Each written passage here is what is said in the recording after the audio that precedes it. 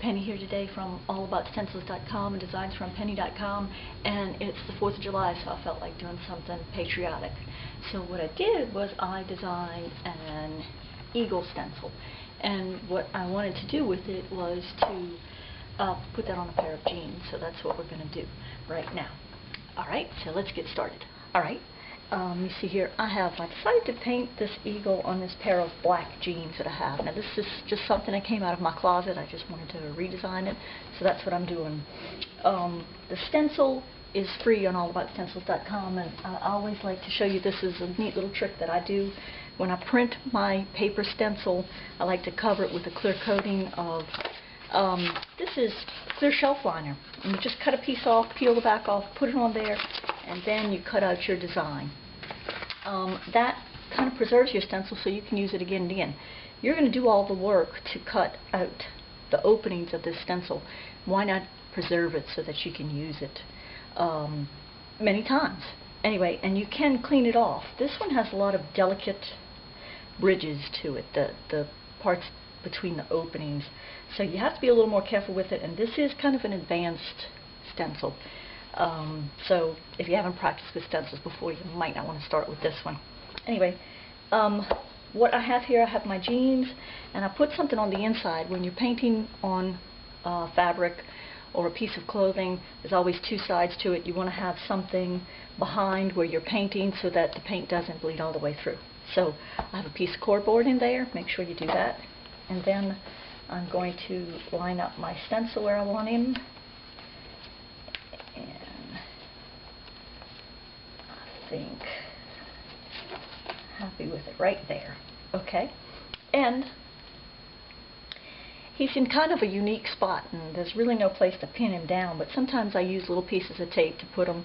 In fact, I'll use a couple of them just to show you what I do, just to kind of put this.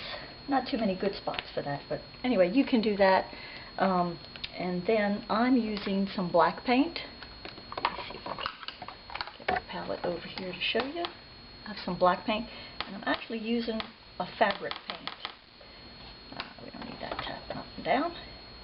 I'm using a fabric paint on this today, and I'm using black on black, so it's not going to show up real good, and that's exactly the look that I want. I want something that's just kind of a vintage image, something that's not sticking out real good. Just a impression of the eagle. So let's see. And again, I'm tapping up and down on the stencil with the paint. And you want to get your paintbrush pretty dry. You don't want a lot of paint on it. Too much paint on the brush will cause it to go underneath the bridges and smear your design. So you don't want that. You want to get clear edges. So you're always tapping up and down, never back and forth. Back and forth will push the stencil, push the paint underneath the stencil, and again, you'll get a smeared design. So always up and down, like this, and dry brush. Okay. And as you can see, it goes pretty quick. I think it takes much longer to cut out the stencil than it does to paint it. But like I said, if you cover it with a clear coating, you'll have your stencil. You can use it again and again. It's a free stencil, so if you put a little work into it, didn't cost you anything. And there's so much you can do with it. As you'll see when I finish this, once I got the eagle done, I decided to do the t-shirt that I'm wearing. You might have noticed, but I'll show you that. And also a jean jacket that I had. All these items I found in my closet. And I just decided they needed a redo, so I used the eagle to do that. And I'll show you that in just a minute. As you can see, it's easy. Just tap the paint out. And I like to start at the edges. This one's kind of small, but when I'm doing a stencil, I like to start around the edges of an opening and kind of work my way in. And that way, if you're pushing down on the edges,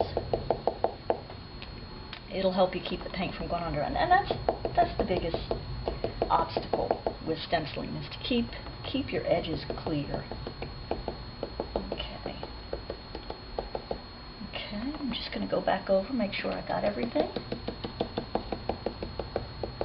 And again, if he's not done perfectly, that's great, because this is an old pair of jeans and you're trying to get that vintage look. Well, anyway, that's what I'm trying to get. You do what you want to do. When you're working with stencils, it's all up to you. You're the designer. You do whatever you want. I'm doing black on a black pair of jeans. You could do red, white, and blue on a blue pair of jeans. Whatever you want to do. Okay. And there you go. We have our eagle. And I hope you could see him, but if not, I'm going to bring him up to you. So let me get that all cleaned up, and I'll show you what he looks like. Be right back. Okay, back again. And as I told you before, I did a t-shirt with the stencil. And here are our jeans that we just did. Hope you can see them. I think it came out really good. And also, I kind of went hog wild with this stencil. I really liked him once he was finished. And I put him on this jean jacket. As you can see, I just did him real light. This is an old jacket. I wanted him to look washed out, so the paint was heavy in some places, light in the other places. Just gives him an old-fashioned look. Now, you might have noticed that I used 3 different size stencils, and that's the beauty of working with paper stencils that you download. You can change the size on them. If you order a pre-cut plastic stencil, it's the size it is. You can't change that. But with the paper stencil, you can take it to a copy machine, you can change the size of it on your computer, if you can do that, and you can make it fit the size of whatever project you're working on. So let me show you what I did. Here is the stencil that I used for the jeans. It's printed exactly on the website. This is the size it prints. I made it a little bit larger for the jean jacket. And then for this t-shirt, I made it real big. Actually, I have it on 2 different sheets, and I spliced it together. So that's a big advantage of working with paper stencils. Hope you enjoyed this project. I had a good time, and happy 4th of July. Join us again at allaboutstencils.com for more fun projects. Hope to see you soon. Bye.